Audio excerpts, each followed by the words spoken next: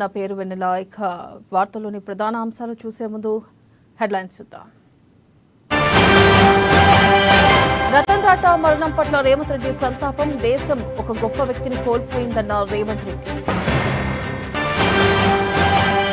పేదలకు నాణ్యమైన విద్య అందించేందుకు టీచర్ పోస్టులు, పాఠశాలల్లో మౌలిక వసతులకు ప్రత్యేక చొరవ తీసుకున్నామన్నారు. ధాన్యం సేకరణపై కేబినెట్ సబ్ కమిటీ నియామకం, పలు అంశాలపై అధ్యయనం చేయనున్న ఉప మంత్రివర్గం. ఏపీ కేబినెట్ సమావేశం, పలు కీలక విషయాలపై చర్చించే ఛాన్స్.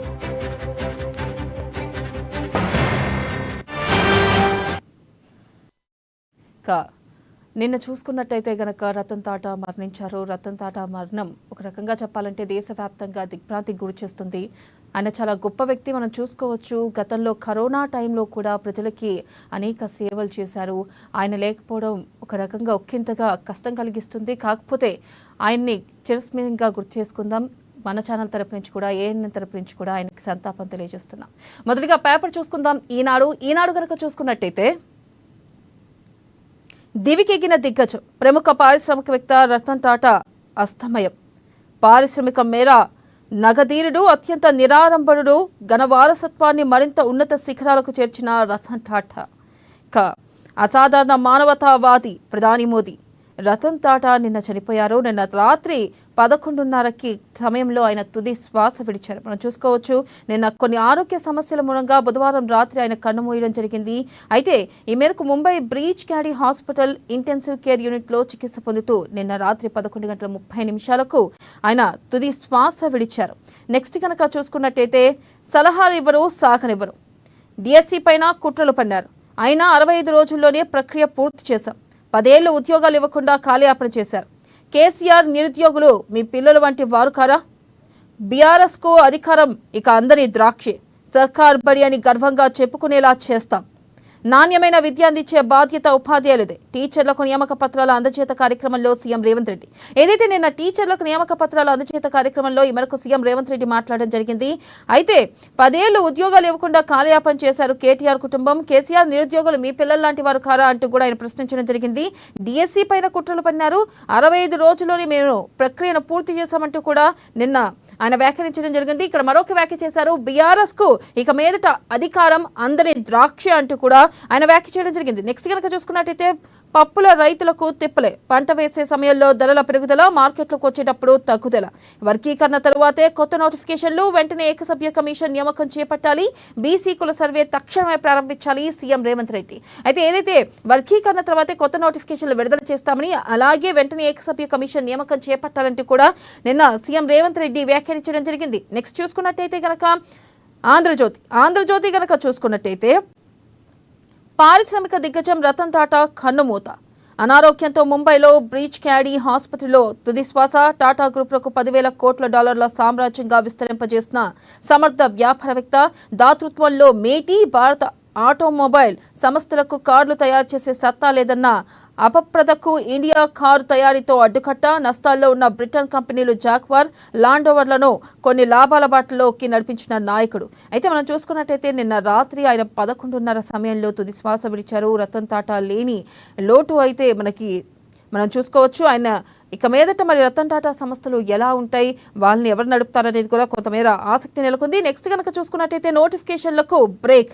ఎస్సీ వర్గీకరణపై కమిషన్ నివేదిక వచ్చాకే కొత్తవి జారీ. హైకోర్టు మాజీ జడ్జితో ఏకసభ్య జ్యుడిషియల్ కమిషన్ 60 రోజుల్లో నివేదిక సమర్పించేలా చర్యలు చేపట్టాలి. ఇక బీసీ సామాజిక ఆర్థిక కుల సర్వేకు 2 నెలల గడువు. బీసీ కమిషన్కు ప్రణాళిక విభాగానికి సమన్వయకర్త. ఇక డిసెంబర్ 9 లోపు సర్వే పూర్తయితే వెంటనే స్థానిక సంస్థ ఎన్నికలు. మంత్రులు అధికారులతో సమీక్షలో సీఎం రేవంత్. ఏదైతే నిన్న మంత్రులు అధికారులతో సీఎం రేవంత్ సమీక్ష సమావేశం చేపట్టారు. ఇక ఈ సమీక్షలో భాగంగా మనం చూసుకున్నట్టయితే, ఇటు ఎస్సీ వర్గీకరణ కమిషన్ నివేదిక వచ్చాకే కొత్తవి నోటిఫికేషన్లు జారీ చేస్తామంటూ కూడా ఈ మేరకు ఆయన చెప్పడం జరిగింది. నెక్స్ట్ కనుక చూసుకున్నట్టయితే, ప్రజాప్రభుత్వాన్ని పడగొడతామంటున్నారు. తెలంగాణ సమాజంపై ఎందుకింత కోపం? మేము నోటిఫికేషన్లు వేస్తే అడ్డుకుంటున్నారు. తెలంగాణ పునర్నిర్మాణంలో టీచర్లే కీలకం. నిరుపేదల పిల్లలు ప్రైవేట్ స్కూళ్లకు వెళ్తున్నారు. ఈ పరిస్థితులు మారాలి. ప్రభుత్వ టీచర్లు ఆ బాధ్యత తీసుకోవాలి. సీఎం రేవంత్ రెడ్డి కొత్త టీచర్లకు నియామక పత్రాల అందజేత. ఏదైతే నిన్న ఎల్బీ స్టేడియంలో కొత్త టీచర్లకు నియామక పత్రాలు అందజేస్తారు. ఈ మేరకు సీఎం రేవంత్ రెడ్డి వ్యాఖ్యానించడం జరిగింది. తెలంగాణ సమాజంపై ఎందుకింత కోపం, ప్రజాప్రభుత్వాన్ని పడగొడతామంటున్నారు అంటూ కూడా బీఆర్ఎస్ ను ఉద్దేశించి ఆయన వ్యాఖ్యానించడం జరిగింది. నెక్స్ట్ కనుక చూసుకున్నట్టయితే ఎంఆర్పీఎస్ ర్యాలీ ఉద్రిక్తం. ఎస్సీ వర్గీకరణ చేయకుండా టీచర్ల నియామక పత్రాలు ఇవ్వడంపై నిరసన, కార్యకర్తలు పోలీసుల మధ్య వాగ్వాదం, తోపులాట, మందకృష్ణ మాదిగ సహా పలువురు అరెస్ట్. ఏదైతే ఎస్సీ వర్గీకరణ చేయకుండా టీచర్ల నియామక పత్రాలు ఇవ్వడంపై నిన్న మందకృష్ణ మాదిక నిరసన వ్యక్తం చేశారు. ఈ మేరకు ఆయన అరెస్ట్ చేయడం కూడా జరిగింది. నెక్స్ట్ కనుక చూసుకున్నట్టయితే సన్న బియ్యం 67% ఇవ్వలేం, 58% అవుట్ టన్నుపై 300 రూపాయల నష్టపరిహారం ఇవ్వాలి. కేబినెట్ సబ్ కమిటీకి రాష్ట్ర రైస్ మిల్లర్ల స్పష్టీకరణ. అయితే నెక్స్ట్ కనుక చూసుకున్నట్టయితే సహారా ఎడారుల్లో వరదలు, మురాకలో భారీ వర్షం. ధరణి పోర్టల్తో తహసీల్దార్ దాకా 36 ఎకరాల ప్రభుత్వ భూమి బదలాయింపు, ఆపరేటర్తో కలిసి అక్రమాలు. రైతు బంధు 14 లక్షలను పంచుకున్న ఇరువురు, జైల్లో ఆపరేటర్, తహసీల్దార్కు 14 రోజుల డిమాండ్. ఇక దీపావళికి 2 డిఏలు ఉద్యోగాలు ఇచ్చే యోచనలో సర్కార్. ఇప్పటికే పెండింగ్లో 4, ఏడాది జూలైతో జత కలిసిన 5వ డిఏ. కనీసం 3 ఇవ్వాలంటున్న ఉద్యోగులు. ఒకే డిఏ చెల్లింపులకు ఏటా 1200 కోట్లు. ఇక స్వయం కృతం. హర్యానాలో కాంగ్రెస్ ఓటమిపై ఇండియా కూటమి పార్టీల విమర్శలు. విజయాన్ని అపజయంగా ఎలా మలుచుకోవచ్చో కాంగ్రెస్ ను చూసి నేర్చుకోవాలి. అతి విశ్వాసం వర్గపోరు ఓడించింది శివసేన. ఇక నేడు రేపు భారీ వర్షాలు, పలు జిల్లాల్లో అలర్ట్ జారీ. 2028 డిసెంబర్ వరకు పోషక బియ్యం 17,082 కోట్ల వ్యయంతో సరఫరా. ఇక లోతాల్లో NMHC అభివృద్ధి. ఇక నెక్స్ట్ కనుక చూసుకున్నట్టయితే వెలుగు కనుక చూసుకున్నట్టయితే ఆ 4 కొలువులు ఓడగొట్టినందుకే మీకు జాబ్స్. 10 ఏండ్లు ఆ కొలువి దెయ్యం ఉద్యోగులవే. ఇక ఇంటిల పాదకి ఇచ్చుకున్నాడు. కేసీఆర్ పై సీఎం రేవంత్ ఫైర్. జనం సంతోషంగా ఉంటే వాళ్ళు కండ్లల్లో కారం కొట్టుకుంటున్నారు. ఇక సలహాలు ఇవ్వాలంటే కాళ్ళల్లో కట్టెలు పెడుతున్నారు. ప్రభుత్వాన్ని పడగొడతామని రంకెలేస్తున్నారు. బీఆర్ఎస్కి ఇక అధికారం కల్లా అని వ్యాఖ్య. ఇక కొత్త టీచర్లకు నియామక పత్రాలు అందజేత. ఏదైతే మనం చూసుకున్నట్టయితే కనుక కేవలం బీఆర్ఎస్ నాయకులు ఆ 4 కొలువులు ఊడినందుకే మీకు జాబ్స్ వచ్చాయంటూ బీఆర్ఎస్ నాయకులు ఉద్దేశించి ప్రధానంగా మనం చూసుకోవచ్చు. ఇటు కేటీఆర్, కవిత, అలాగే కేసీఆర్, ఇక హరీష్ను ఉద్దేశించి కూడా ఆయన వ్యాఖ్యలు చేయడం జరిగింది. వాళ్ళ ఉద్యోగాలు పోవడం వల్లే మీకు ఉద్యోగాలు వచ్చాయంటూ కూడా ఈ మేరకు ఆయన నిన్న వ్యాఖ్యానించారు. అలాగే సలహాలు ఇవ్వండి అంటే కనుక సలహాలు ఇవ్వకుండా దూషణ చేస్తున్నారంటూ కూడా ఈ మేరకు ఆయన వ్యాఖ్యానించడం జరిగింది. నెక్స్ట్ కనుక చూసుకున్నట్టయితే ఎస్సీ వర్గీకరణ, పీసీ గులగలపై 2 నెలల రిపోర్ట్.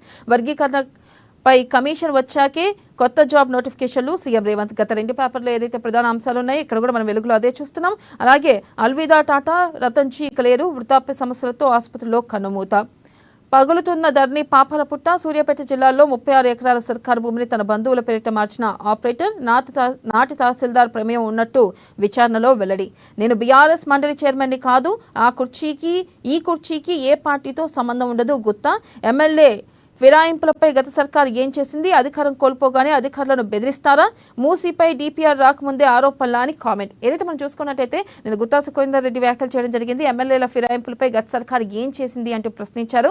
అలాగే మనం ఇక్కడ చూసుకోవచ్చు, నేను బీఆర్ఎస్ మండలి చైర్మన్ని కాదు, ఈ కుర్చీకి ఏ పార్టీతో సంబంధం ఉండదు అంటూ కూడా ఆయన హాట్ కామెంట్స్ చేశారు. నెక్స్ట్ కనుక చూసుకున్నట్టయితే వడ్ల కొనుగోళ్లకు సబ్ కమిటీలో డిప్యూటీ సీఎం బట్టి, మంత్రులు ఉత్తమ్, తుమ్మల, శ్రీధర్ బాబు. ఇక నెక్స్ట్ చూసుకున్నట్టయితే 2028 ఫ్రీ రేషన్, 28 దాకా ఫ్రీ రేషన్. గరీబ్ కళ్యాణ్ యోజన పొడిగిస్తూ కేంద్ర కేబినెట్ నిర్ణయం. 17,000 కోట్ల కేటాయింపు. 80 కోట్ల కుటుంబాలకు లబ్ధి. ఇక దీనిపై పూర్తి విశ్లేషణ మనకు అందించడానికి మనతో పాటు ఉన్నారు ప్రముఖ సీనియర్ రాజకీయ విశ్లేషకులు కృష్ణమూర్తి గారు. వారితో మాట్లాడదాం. కృష్ణమూర్తి గారు నమస్తే అండి. కృష్ణమూర్తి గారు, మనం చూసుకున్నట్టయితే రతన్ టాటా గారు నిన్న రాత్రి 11:30కి ఆయన కన్నుమూయడం జరిగింది. మనం చూసుకోవచ్చు, ఆయన ఎన్నో కరోనా టైంలో కూడా ప్రజలకు ఎంతో సాయం చేశారు. ఆయన లేని లోటు కొంతమేర తెలుస్తుంది అంటారా? అలాగే మనం చూసుకోవచ్చు, ప్రముఖులు కూడా ఆయనకు సంతాపం వ్యక్తం చేయడం జరిగింది. ఇక మీదట టాటా ఇండస్ట్రీస్కి ఆయన లేని లోటు కనిపించే అవకాశం ఉందంటారా?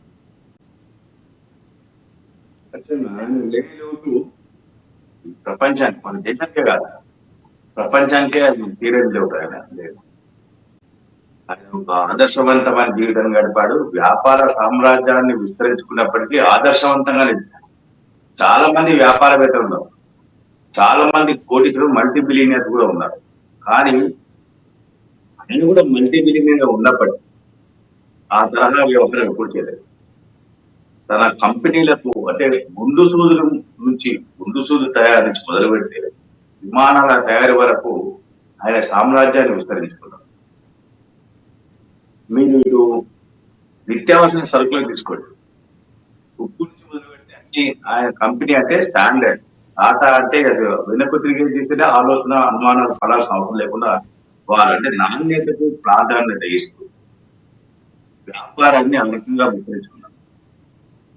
వ్యాపారాన్ని విస్తరించడమే కాదు, తద్వారా వచ్చిన లాభాల్లో సుమారుగా 65%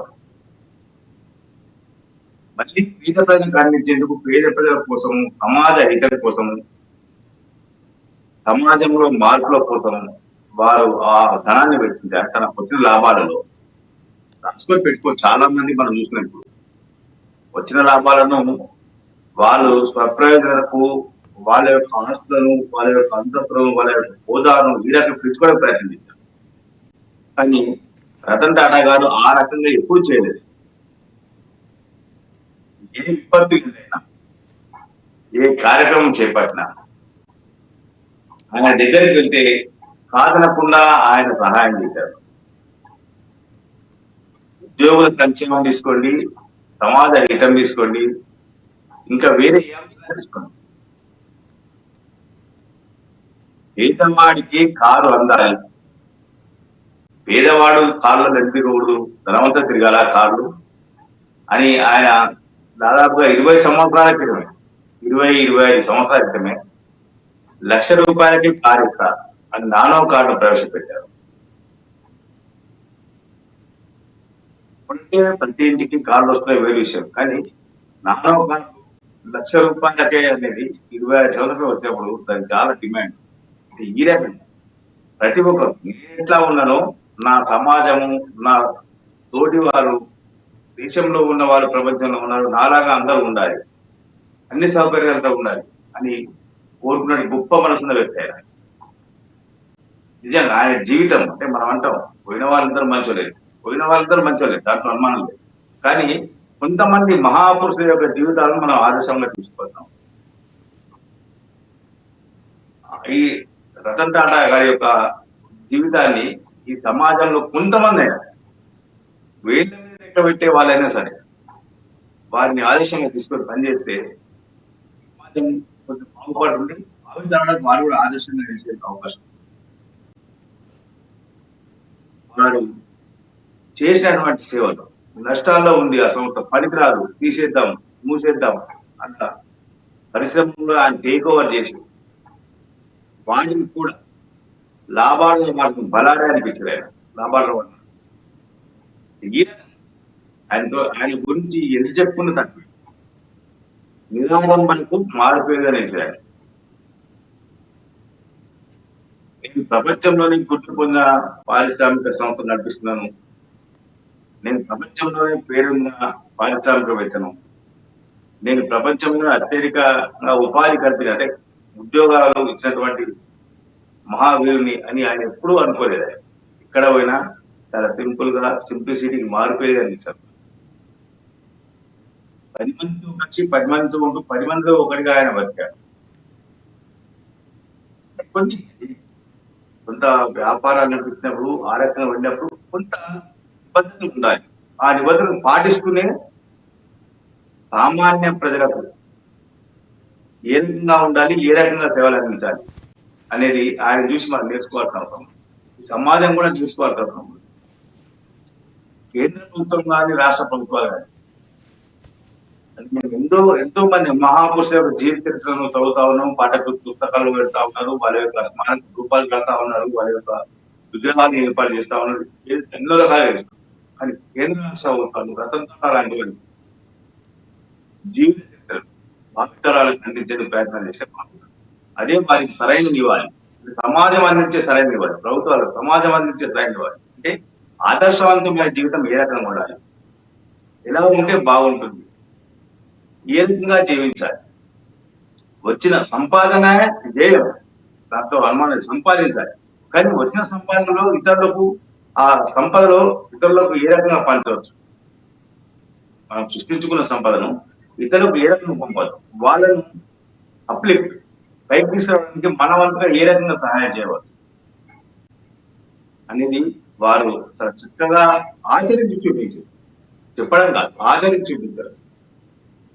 చాలా తక్కువ మాట్లాడినా ఇక్కడ మాట్లాడినా వారు హితం కోసం, సమాజ హితం, దేశ హితం, వీటి గురించి వారి తప్పన పడ్డారు. వారి ప్రసంగాలు చూడొచ్చు, వారి యొక్క జీవిత ప్రయాణాన్ని కూడా మనం గమనించవచ్చు.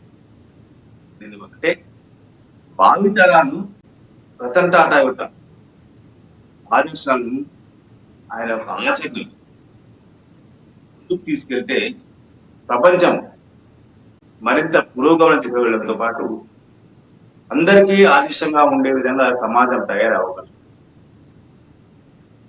నేటి యువత, రాబోయే యువత వీటిని అనుసరించాల్సిన అవసరం ఉంది. రతన్ టాటా గారి యొక్క జీవిత పయనాన్ని పుస్తకాల రూపంలో తీసుకురావాల్సిన అవసరం కూడా ఉంది. దానికి స్వచ్ఛంద సంస్థలు వస్తాయా, ప్రభుత్వాల ముందుకు వస్తాయా? ప్రభుత్వాల ముందుకు వస్తే మరి సంతోషం. వాస్తవానికి ప్రభుత్వాలే ముందుకు రావాల్సింది. ప్రభుత్వాలు ఇట్లాంటి మహాపురుషుల యొక్క, మహామేధావుల యొక్క, మహాత్ముల యొక్క జీవితాన్ని, వాళ్ళ యొక్క జీవన పయనాన్ని భావితరాలకు అందించేది కొంత ప్రయత్నాలు చేస్తే బాగుంటుంది. వాటి పెళ్లి చేసుకొని చాలా మందికి ఆదేశంగా నిలిచింది. మీరు ఏ సంస్థ తీసుకోండి, Tata vehicle, standard vehicle, Tata standard అంటే గురించి మొదలు పెడితే ఏమైనా తీసుకోండి, గుడ్డు సూర్యం వస్తే విమానం వరకు, దాంట్లో ఎక్కడ రాజీ పడలేదు. నాణ్యతకు ఎక్కడ కూడా తిలోదకాలు ఇవ్వలేదు. సరైన స్టాండర్డ్, సరైన అంటే నమ్మకానికి మారుపేరుగా వారి యొక్క ఉత్పత్తులు, వారి కంపెనీ ఉత్పత్తులు, వారు తయారు చేసిన అనేక రంగాల్లో చెప్పుకుంటూ పోతే ప్రాంతాలంతా ఉంటుంది. వాళ్ళ కంపెనీల కానీ వాళ్ళ ఉత్పత్తుల దీనికి సంబంధించి ఏ రంగంలో వెళ్ళినా వారు అడుగు పెట్టారు, వారు టేక్ ఓవర్ చేశారు, వారు ప్రారంభించారు, వారి కంపెనీ ఉత్పత్తి మొదలుపెట్టింది అంటే మార్కెట్ లో తిరుగులేదు. ఈ రోజుల్లో చిన్న ప్రొడక్ట్ మొదలుపెట్టినా పెద్ద పెద్ద ప్రారంభిస్తా ఉన్నారు. వారి ప్రకటనకు అవసరం లేదు, వారి పేరే ప్రకటన. వారి కంపెనీలకు ఆయనే బ్రాండ్ అంబాసిడర్ గా ఉంటూ వెళ్ళారు. కాబట్టి వారి జీవిత రహస్యాన్ని, వారి యొక్క జీవన పయనాన్ని, వారి యొక్క పట్టుదల, కృషి, వారి సామాన్య జీవిత విధానం ఇవన్నీ భావితరాలకు తెలవాలి, భద్రంగా ఉంచాలి. ఖచ్చితంగా కేంద్ర రాష్ట్ర ప్రభుత్వాలు వారి జీవిత చరిత్రను పాఠ్య పుస్తకాలలో చేర్చాల్సిన అవసరం ఉంటుంది, భావితరాలకు అందించాల్సిన అవసరం ఉంటుంది. మీరు అన్నది నిజమే. ఖచ్చితంగా ఆయన ఏదైతే ఆయన జీవిత చరిత్ర ఉందో పాఠ్య పుస్తకాల్లో ఇటు కేంద్రం, రాష్ట్రం కూడా పెట్టాలి అని మనం కోరుకుందాం, పాఠ్య పుస్తకాల్లో చేర్చాలని చెప్పి. నెక్స్ట్ మరొక అంశం చూసుకుందాం. మరొక అంశం కనుక చూసుకున్నట్టయితే, నేను ఏదైతే టీచర్లకు నియామక పత్రాలు అందజేస్తూ కూడా నిన్న రేవంత్ రెడ్డి ఎల్బీ స్టేడియంలో కొన్ని వ్యాఖ్యలు చేయడం జరిగింది బీఆర్ఎస్ పార్టీని ఉద్దేశించి. ఆ 4 ఉద్యోగాలు ఊడడం వల్లే మీకు ఉద్యోగాలు వచ్చాయంటూ ఆయన కీలక వ్యాఖ్యలు చేశారు. ఈ వ్యాఖ్యలు ఏ విధంగా చూడొచ్చుంటారు? కరెక్టే కదమ్మా. 10 ఏళ్ళుగా డిఎస్సి ఇస్తాం, ఉద్యోగాలు భర్తీ చేస్తాం. టిఎస్పిఎస్సి ఉద్యోగాల జాతర మొదలైంది. టిఎస్పిఎస్సి నోటిఫికేషన్ వస్తున్నాయి. వేసి అయిపోయి ఇంకా తీసుకుంటుంది, జీతాలు తీసుకుంటుంది. ఊడించడమే తప్ప చేసేది లేదు కదా. రాష్ట్ర ప్రభుత్వము నిన్న ఇచ్చిన వాళ్ళకు కొంతమంది 40-45 సంవత్సరాలు ఉన్న వాళ్ళకు ఇచ్చారు. అంత వయోభారం అయ్యేంత వరకు వాళ్ళు ఉద్యోగాల కోసం ఇచ్చింది. ఎవరి పాపం మీదంతా? గత పాలకుల పాపం కాదా? గత పాలకులు చేసిన పాపాలు కావాలి ఇవన్నీ. అంటే సుమారుగా సగం జీవితాన్ని వాళ్ళు ఉద్యోగాల కోసం ఎదురు చూస్తూనే గడిపేసిన పరిస్థితి వచ్చేవారు. ఈ రోజుల్లో మానవుడి సగటు వయసు 60 నుంచి 70 సంవత్సరాలు మనం ఉంటుంది. ఉండొచ్చు 70 కాదు 80, 100 సంవత్సరాలు ఉన్న వాళ్ళు. కానీ సగటు వయసు 40-45 సంవత్సరాలు వచ్చిన ఉద్యోగాలు లేవంటే దాని పాపం ఎవరు? 10 ఏళ్ళుగా నీళ్లు, నిధులు, నియామకాలు అనే ట్యాగ్ లైన్ తో ఉద్యమాన్ని చేసినటువంటి గత పాలకులు అధికారంలో ఉండగా మూడింటిని మర్చిపోయారు. నీళ్ల పేరుతో దోపిడీ చేశారు. నిధులన్నీ వాళ్ళ కుటుంబానికి, వాళ్ళ తాబేదారులకు మళ్లించుకున్నారు. నియామకాలను వాళ్ళ ఇంట్లో ఇచ్చుకున్నారు. 3 ధర్మ అమలు చేశారు, చేయలేదు కాదు. నీళ్ళ పేరుతో దోపిడీ చేశారు. ఇదేమో వాళ్ళ తావేదాలకు ఇచ్చుకున్నారు.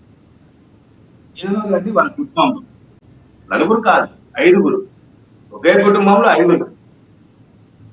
అయ్యి ముఖ్యమంత్రి, కొడుకు మంత్రి, అల్లుడు మంత్రి, కూతురు ఎమ్మెల్సీ లేదా ఎంపీ, ఇంకో సడ్డగుడి కొడుకు వరుడు ఆయనకు ఒక ఎంపీ. ఏమనంటే నాకు మందులు ఇస్తున్నాడు కాబట్టి నేను ఎంపీ ఇచ్చిన, మందులు ఇచ్చినందుకు ఎంపీ. నీళ్లు తాగిస్తే మంత్రులు నీళ్ళు తాగిస్తారు ఒక మంత్రి పైన చెప్పారు. కేసీఆర్ గారు చెప్పారు స్వయంగా. సంతోష్ రావుకు ఏంటి ఇవ్వడం అని మీరు అనుకుంటున్నాము, ఆయన నాకు సంతోష్ నాకు మందులు ఇస్తాడు, నా దగ్గర నాకు కలుసుకున్న వాడిని మన ఎంపీ పదవి ఇచ్చిన అని చెప్పారు. అంటే ఇలా ఇంతకెళ్ళి ఇచ్చాడు కానీ ఆయన జగన్ నుంచి ఇచ్చేసుకోవాలన్నాడు. 10 రూపాయలు తీసుకొని వాటి 10 రూపాయలు తీసుకొని ఖర్చు పెట్టుకొని చెప్పి అతను ఎంపీగా నామినేట్ చేసినప్పుడు కొంత ఆలోచన చేసేయాలి. ఎవరు అవసరం?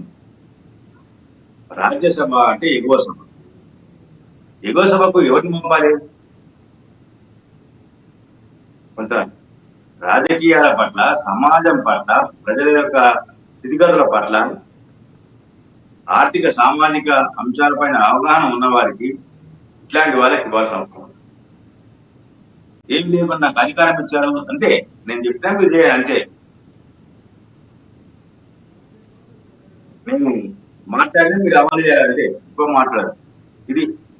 కాబట్టి నిరుద్యోగులు ఏ రంగంలో తీసుకున్న నిరుద్యోగులు నియామకాల విషయం ఉద్యమ సమయంలో చెప్పారు, ఇంటికో ఉద్యోగం ఇస్తాము.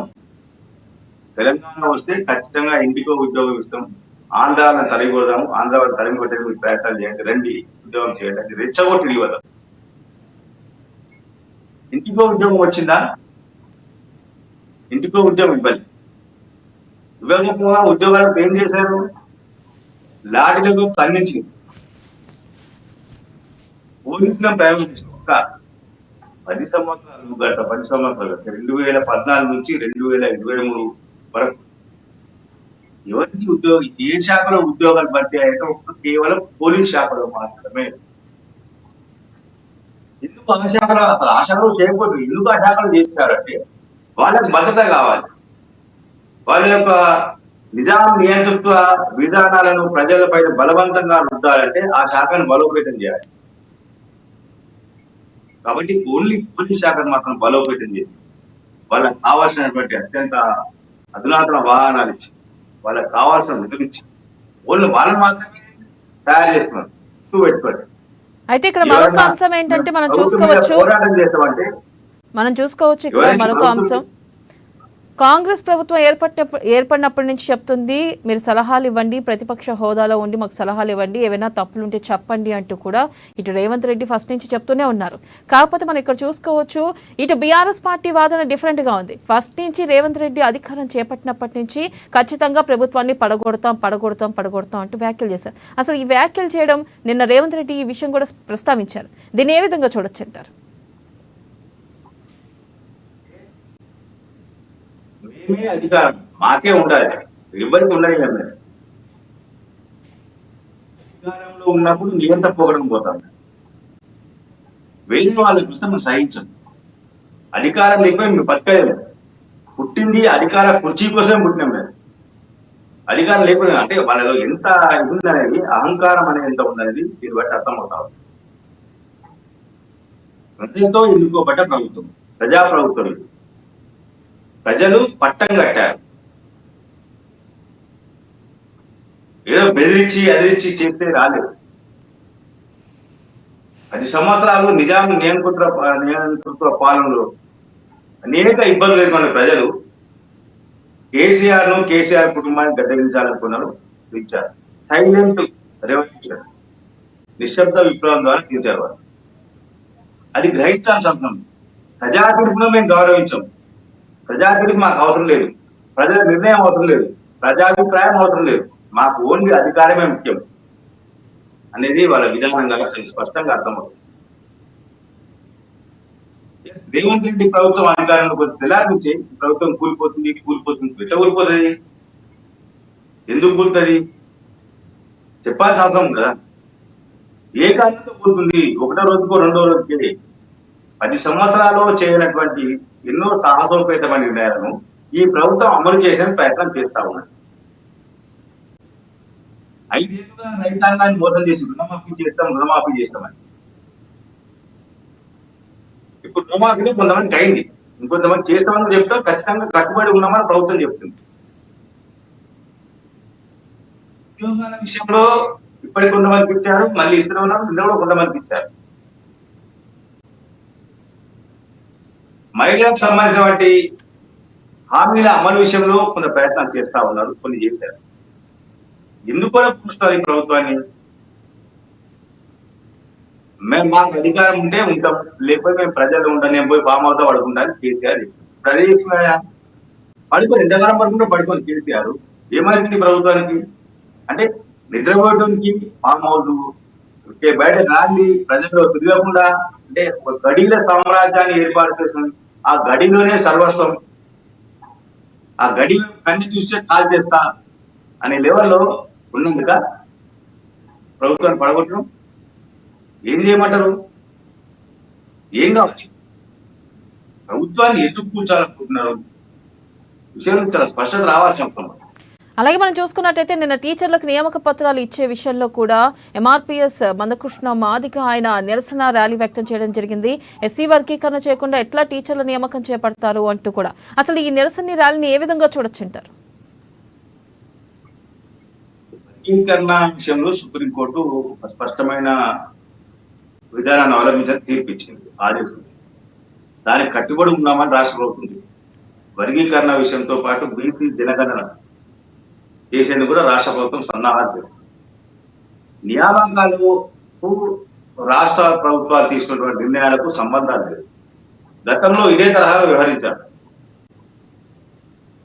టీఎస్పీఎస్సీ గ్రూప్ అనేయాలి, దానికి ఏదో చెప్పాలి, ఎవరితో కోర్టు పంపించాలి, కోర్టు నుంచి ఏదో ఆదేశాలు ఇప్పించుకోవాలి కదా.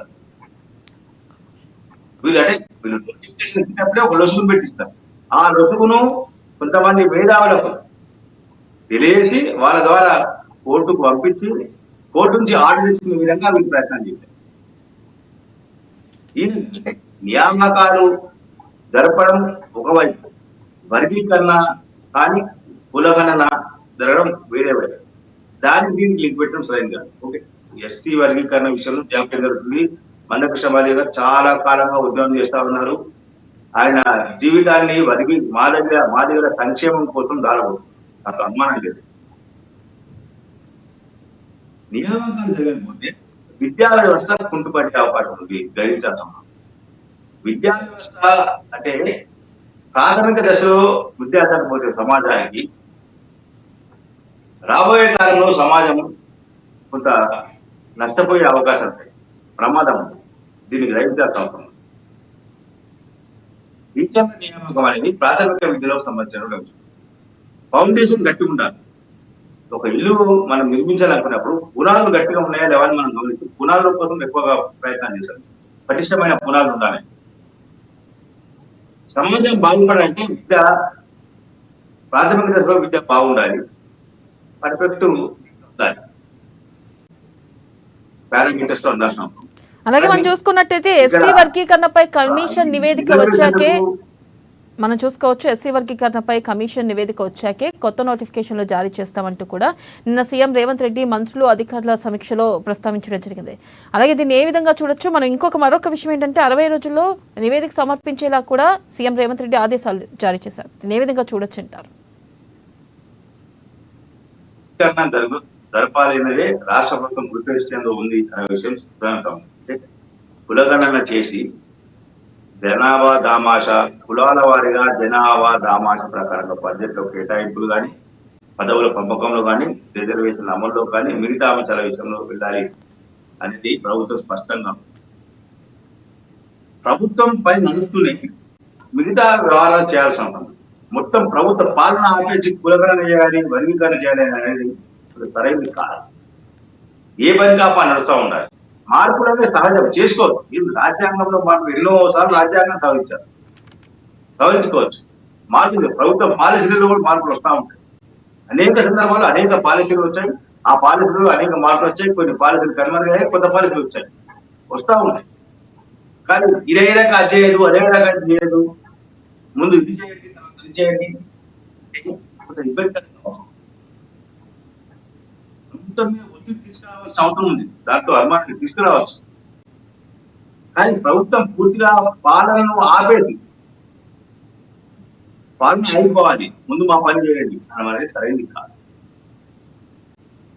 పాలన ఆపించాలి, ఆపాలి అని ఆందోళన చేయడం అనేది సరైనది కాదు. ఆందోళన చేయొచ్చు, ప్రభుత్వం దృష్టికి సమస్యను తీసుకురావచ్చు, ప్రభుత్వం పైన ఒత్తిడి పెంచాల్సిన అవసరం పెంచాలి. ఒక పద్ధతిగా పెడితే బాగుంది.